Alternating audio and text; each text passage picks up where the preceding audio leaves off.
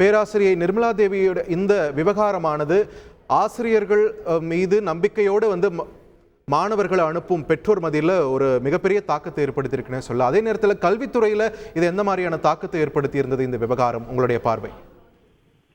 அதாவது கல்வித்துறையில் மிக மோசமான ஒரு போக்கு என்பதாகத்தான் இந்த விவகாரம் புரியப்பட்டது ஒண்ணு. இன்னொரு பக்கத்துல பல்கலைக்கழகத்துல இணைப்பில் இருக்கக்கூடிய அந்த தனியார் கல்லூரியில் உள்ள உதவி பேராசிரியை அவங்க நிர்மலா தேவிக்கு சரி, அது அவர்கள் செய்த மிக தவறான மோசமான மாணவிகளை தவறாக வழிகாட்டக்கூடிய ஒரு தன்மைக்காக தண்டனை கொடுப்பது என்பதெல்லாம் ஏற்கத்தக்கது. அதே சமயம் நம்ம தமிழக அரசினுடைய காவல்துறையினுடைய சிபிசிஐடி தங்களுடைய வழக்கில் அவர்கள் சாட்சிகள் ஒரு உதவி பேராசிரியரையும் அதே போல ஒரு ஆராய்ச்சி மாணவரையும் இதற்கான சாட்சியங்களோடு முன்வைத்தோம். அங்கே பல்கலைக்கழகத்துக்குள்ளேயே பணியாற்றுபவர்கள் சாட்சிகளா இருக்கும் பொழுது பல்கலைக்கழகத்துக்குள்ளேயே உள்ள அட்ஜஸ்ட்மெண்ட், அதாவது மாணவிகளை அட்ஜஸ்ட்மெண்ட் பண்ண சொன்னதுக்காகத்தான் வழக்குனா ஒரு அட்ஜஸ்ட்மெண்ட் போலத்தான் அந்த பிறை சாட்சி இருக்கிறதா என்ற கேள்வியும் மக்களுக்கு சந்தேகத்தை கிளப்பியிருக்கு. ஒண்ணு.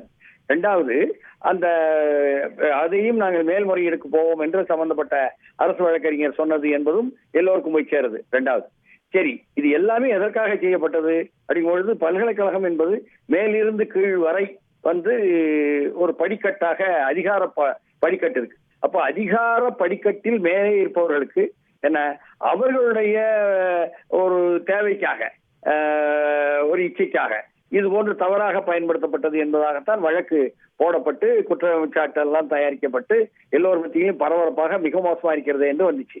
இப்போ அதுல யாருக்காக இந்த மாதிரி செய்யப்பட்டதோ அந்த மாதிரி அதிகார மட்டத்தில் உள்ளவர்கள் யாருக்குமே தண்டனை இல்லையே என்ற கேள்வி பெருமையாக பெருமளவு மக்கள் மத்தியில் கிளப்பப்படுகிறது, கேட்கப்படுகிறது.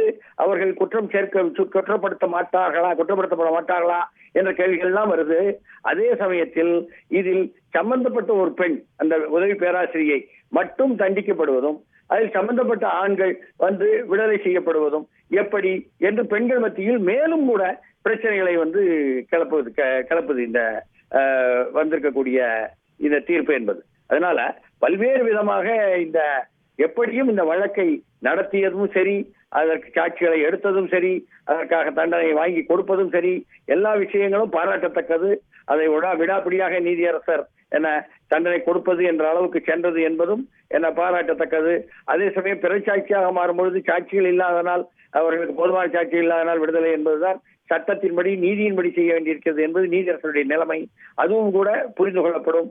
ஆனால் குற்றம் சாட்டப்படும் பொழுது யாருக்காக இந்த தவறுகள் செய்யப்படுகின்றன என்ற அதிகார மட்டத்தில் உள்ளவர்கள் வரவே மாட்டார்களா என்ற கேள்விக்கு பதிலே இல்லையா என்று பெண்கள் சார்பாக ஒரு பெண் இனம் சார்பாக உள்ள கேள்விகள் மீண்டும் தப்பு செய்த பெண் மட்டும் வேறு, தப்பு செய்யும் ஆண்கள் மட்டும் வேறு என்பதுதானா என்ற கேள்விகள் எழுகிறது என்பது சமூகத்தில் உள்ள ஒரு தாக்கங்களாக இருக்கிறது என்பதை நாம் சொல்லாமல் இருக்க முடியாது.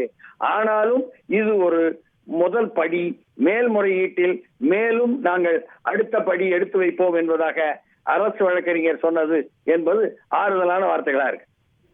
நன்றி திருமணி, இணைப்பில் உங்களுடைய கருத்துக்களை பதிவு செய்தமைக்கு. செய்திகளை உடனுக்குடன் தெரிந்து கொள்ள உடனே சப்ஸ்கிரைப் பண்ணுங்க.